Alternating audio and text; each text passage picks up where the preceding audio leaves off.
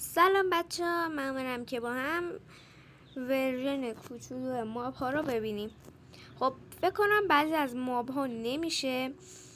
حالا میریم امتحان میکنیم و بعضی از ماب هایی که میشه رو توی قسمت و اسمشون رو یعنی مینویسیم و بهتون میگیم و اونایی که نمیشه رو توی جدول دیگه مینویسیم. اینجوری حالا بریم. یک دو سه. خب بچه ها بریم. اول از قورباغه شروع میکنیم. بروش نگه داریم. بچه قورباغه هاشون فکر کنم باید تو آب باشن. آره. حالا بریم خرگوش. خوشگله شکل همه. حالا بریم این نمیدونم این چیه و اسمشو نمیدونم. ورژن کوچولوش. حالا روباه. همشون شبیه همه. حمله. حالا بریم زنبور. خوشگله. وایسا ببینم از این یعنی له خوشگل شد. خب بچه ها حالا میریم بقیه ماب ها. من این ماب ها رو انتخاب کردم. اول این فکر کنم این داشته باشه، چون انقدر اینا رو بزنیم مثلا فکر کنم بچه هاشو بیاره. خب حالا بریم پاندا. پاندا داره اینه هاش. اوه چه گوگولیه. ببین بزرگ سالانش، بچه سالانش، گوگولیه چقدر. حالا بریم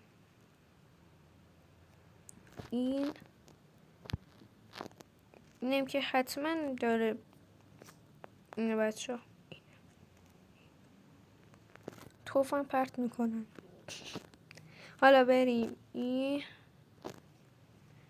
ببین اینا فرق نکن. بعضی از ماها قبلا هم بچه داشتن و اصلا فرقی هم ندارن. حالا بز. ببینمش. بروور. نانازه. دولفین. وایسا آخه فکر کنم داشته باشم. حالا اینا که چی اینا؟ حالا ولش کن. حالا بریم اینا رو. ماهی جام نخور. نمیتونم اینو. چیکوچه یه کاری عجیبی کرد. حالا این بمون. خب حالا بریم ما پای بقیه ما با بچه ها ما تا الان فکر کنم بیشتر از 20 تا ما با فکر کنم امتحان کردیم بچه هاشونو که اینجا مشاهده میکنید.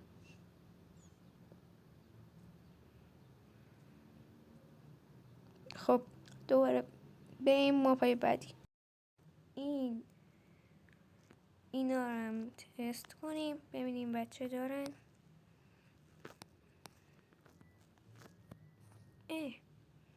آره این خوشگله. حالا بریم این حیوانه که اسمش خره.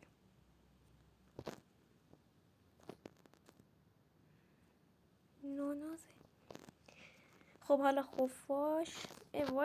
وایس بچه خفاش سخت.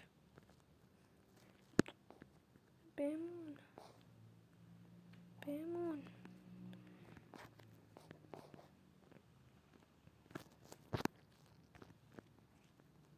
نمیتونم اینو. حالا نمیدونم انگار بچه دارن ولی فکر کنم کوچولوتر شاید داشته باشه. خب حالا بریم خرس قطبی که قطعا داره. گربه.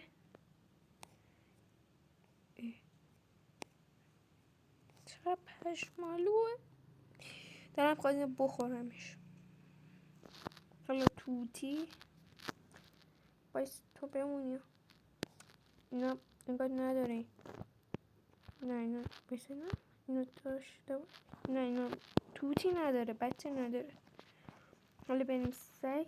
اینم که قطعا دارن. آره روحا ندارن.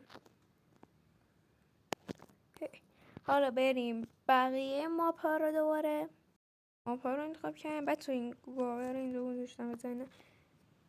اینم قارچ داره بزنه.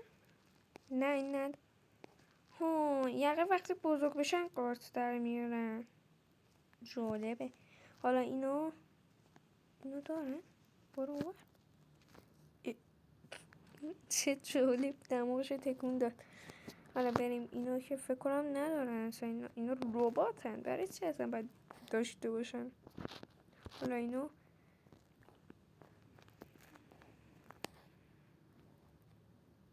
آخه چه گوگلیه. حیفه میمونو بمیر. اینم گاو کوچولو. حالا خوک داشته باید اصلا داشت قبلا. اونجا نشسته. خب بریم اینم پاش چرا اینجوریه؟ What؟ حالا اسب.